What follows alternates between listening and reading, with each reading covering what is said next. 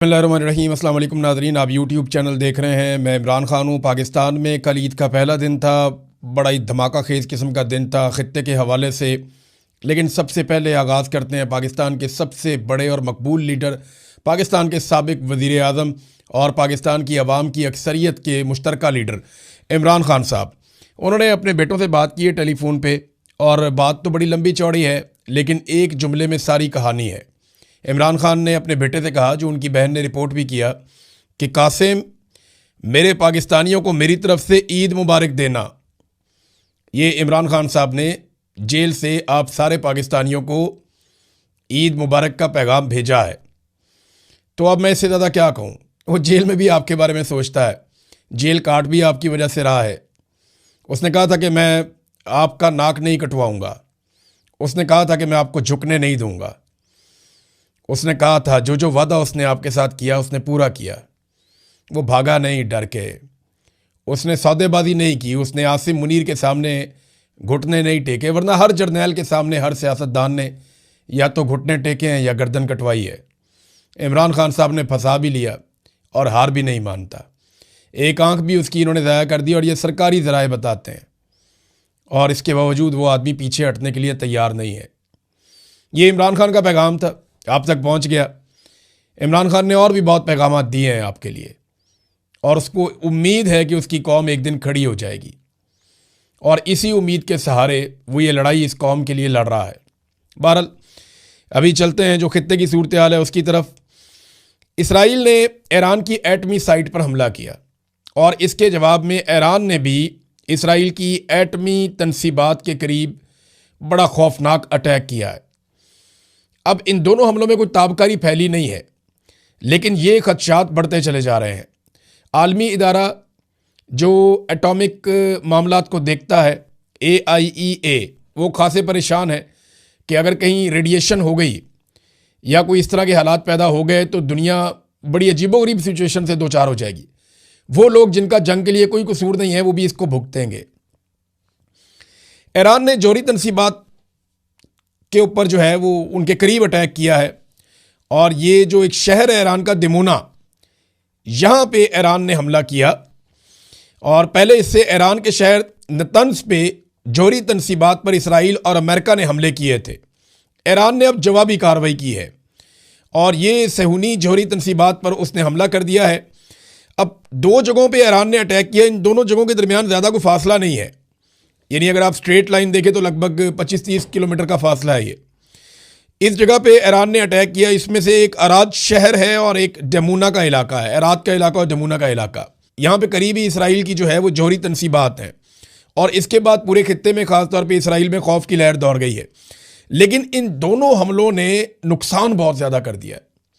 यानी इसराइल को कभी इतना परेशान नहीं देखा गया, और इतना तज़ब्ज़ुब और इतनी बौखलाहट इसराइल की नहीं देखी गई जितनी इन दो हमलों में देखी गई है।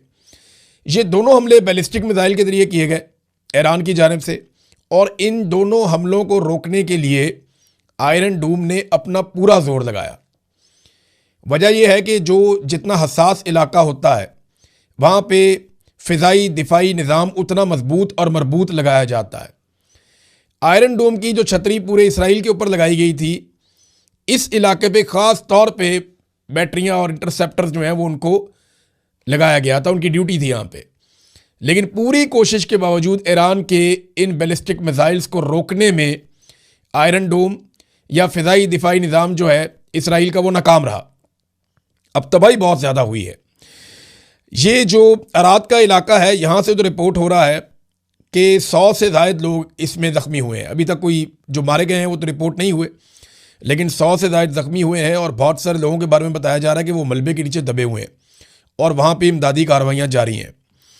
इसके अलावा जो दूसरा इलाका डमूना का है, उधर तो बहुत खौफ फैल गया। उसको तो इसराइली मीडिया ने रिपोर्ट किया। इससे पहले इसराइली मीडिया लगातार छुपा रहा था, हर किस्म के हमले को वो छुपा रहे थे, अपने नुकसान को वो छुपा रहे थे। लेकिन एकदम उन्होंने बताना शुरू कर दिया। इसका मतलब है कि ये बहुत अलार्मिंग सिचुएशन है इसराइल के लिए। नेतन्याहू ने जो एक स्टेटमेंट दिया, वो स्टेटमेंट अगर मैं आपको पढ़ के सुनाऊं तो आपको सारी कहानी समझ आ जाएगी कि कितना प्रेशर है इस वक्त। अब ये जो एक ट्वीट आया नेतन्याहू का, ये मैं आपको पढ़ के सुनाता हूं। नेतन्याहू ने कहा कि हमारे मुस्तकबिल की मुहिम में ये एक बहुत मुश्किल शाम है। थोड़ी देर पहले मैंने अराद के मेयर उससे बात की और उससे कहा कि वो तमाम इस्राएली शहरियों की जानिब से ज़ख्मियों की सलामती के लिए हमारी दुआएं पहुंचा दें। मैंने अपने दफ्तर के डायरेक्टर जनरल को हदायत दी है कि वो तमाम सरकारी वजारतों के साथ मिलकर हर मुमकिन इमदाद फराहम करें। मैं इस वक्त मैदान में काम करने वाले हंगामी इमदादी कुव्वतों के हौसला अफजाई करता हूँ और मैं हर एक से अपील करता हूँ कि वो होम फ्रंट कंपाउंड की हदायत पर अमल करें। हम तमाम महाजों पर अपने दुश्मनों को निशाना बनाना जारी रखेंगे, ये जनाब इन्होंने कहा है। अब इसको ज़रा आप समझे ना कि इसराइल के ऊपर दबाव कितना ज़्यादा आया कि इसराइली वज़ीर आज़म ने 2-3 अलग अलग किस्म के स्टेटमेंट जारी कर दिए हैं इस हमले के बाद। ये 2 हमले खौफनाक थे। अच्छा, इसके अलावा ना एक और बड़ी खौफनाक चीज़ हुई। देखिए, अभी ये एटॉमिक साइट्स के करीब हमले कर रहे हैं। ईरान का भी जो एटमी तनसीबात हैं, कोई ऐसी जगह पे अटैक नहीं हुआ जिससे रेडिएशन फैले या ताबकारी असरात निकलें। और ईरान ने वैसे भी अपना जो एटमी मवाद जो उसने अभी तक हासिल किया है वो ज़ेरे ज़मीन बहुत नीचे छुपाया है। वहाँ तक अमेरिका का कोई हथियार पहुँच नहीं सकता जब तक कि उसकी फ़ौजें वहाँ पर ना उतरें या कोई गद्दार अंदर से कार्रवाई ना डालें। और दूसरी जानिब इसराइल जो है वो वुल्नरेबल है। अगर ईरान कहीं इसी मिसाइल को जो उसने थोड़ा दूर मारा, अगर वो उसको उस एरिया में मार देता एग्जैक्टली, तो पूरे खित्ते को इसके असरात भुगतने पड़ते।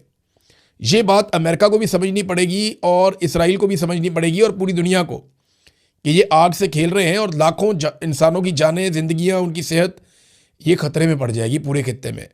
गल्फ़ के वो ममालिक जिनका कोई ताल्लुक नहीं है वो भी भुगतेंगे बाद में। बहरहाल, डोनाल्ड ट्रंप ने एक बड़ी खौफनाक धमकी लगाई। वो धमकी मैं आपको पहले पढ़ के सुनाता हूँ, उसकी वजह भी आपको मैं बताता हूँ डोनाल्ड ट्रंप ने अब ये धमकी क्यों लगाई। डोनाल्ड ट्रंप ने ईरान को दिया है 48 घंटों का अल्टीमेटम, यानी 48 घंटों का, अब ये गिनती शुरू हो गई है घंटों की। डोनाल्ड ट्रंप ने कहा कि ईरान के पास 48 घंटे हैं, वो खामोशी से आराम से आबनाए हुर्मुज़ को खोल दे। अगर वो 48 घंटों में आबनाए हुर्मुज़ को नहीं खोलता तो मैं बहुत तबाही फेरूंगा, ये डोनाल्ड ट्रंप ने कहा। अब वो तबाही के बारे में क्या कहा कि अमेरिका क्या रद्द-ए-अमल देगा अगर आबनाए हुर्मुज़ नहीं खोलता।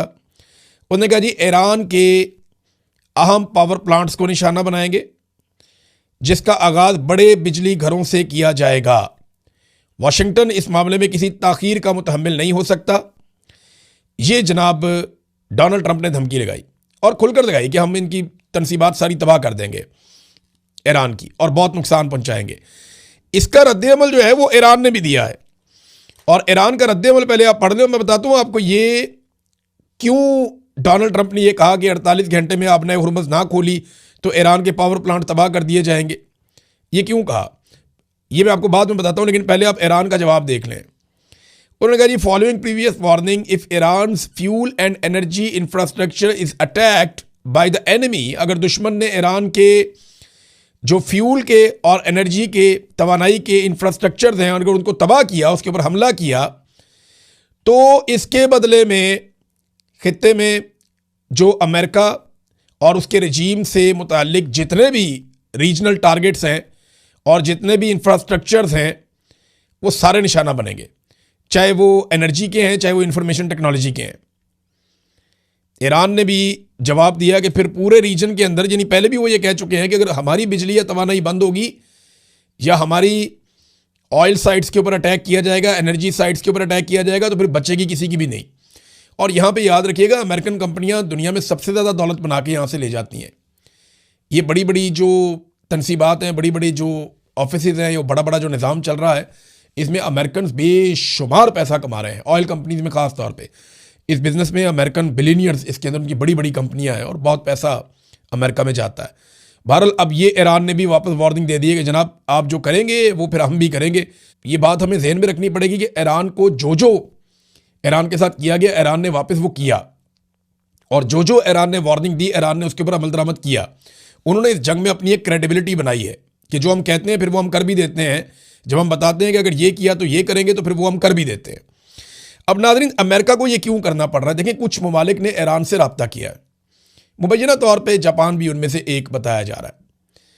उन ममालिक ने ईरान को यकीन दिलाया कि आप आबनाए हुर्मुज़ से हमारा तेल गुजरने दें, हमारे ऑयल टैंकर आप जानने दें, हम आपकी शर्त के मुताबिक चाइनीज़ करेंसी के अंदर पेमेंट कर देते हैं। अब ये ट्रिलियंस ऑफ डॉलर्स का अमेरिका का सालाना नुकसान हो जाएगा अगर ये ट्रेंड चल पड़ा दुनिया में। तो ये है अमेरिका की परेशानी। एक कहावत है ना उर्दू में, खाया पिया कुछ नहीं गिलास तोड़ा 12 ने। तो अमेरिका को लेने के देने पड़ जाएंगे, ये भी कहावत है। वो कैसे? देखें, ये तो जंग लड़ने गए थे मफाद के लिए, अपने फायदे के लिए कि अरबों डॉलर कमा लेंगे दोबारा से और इसराइल हमेशा के लिए महफूज भी हो जाएगा। गजा के अंदर भी अपना प्लान जो है उसको अमल दरमद कर लेंगे और अरबों के ऊपर भी एक धाक बैठ जाएगी, पूरा निज़ाम एक बन जाएगा। और डोनाल्ड ट्रंप अमेरिका के अंदर उठने वाले पॉलिटिकल मामलात या एप्स्टीन फाइल या ऐसी चीज़ों से भी मुबैना तौर पे बच जाएंगे। दिमाग में तो ये था, गेम पड़ गई उल्टी। हुआ ये कि ईरान ने आगे से मारना शुरू कर दिया और अब जो ईरान ने शर्त रखी है, अगर इस शर्त के ऊपर बाकी ममालिक आ जाते हैं और आपने हुर्मुज़ नहीं खुलती, यानी वो नॉर्मलाइज करते हैं, ठीक है जी आप चीनी करेंसी के अंदर पैसा दें, हमें उसकी आप इनवाइस दिखाएंगे आपने चाइनीज़ करेंसी के अंदर पेमेंट कर दी है,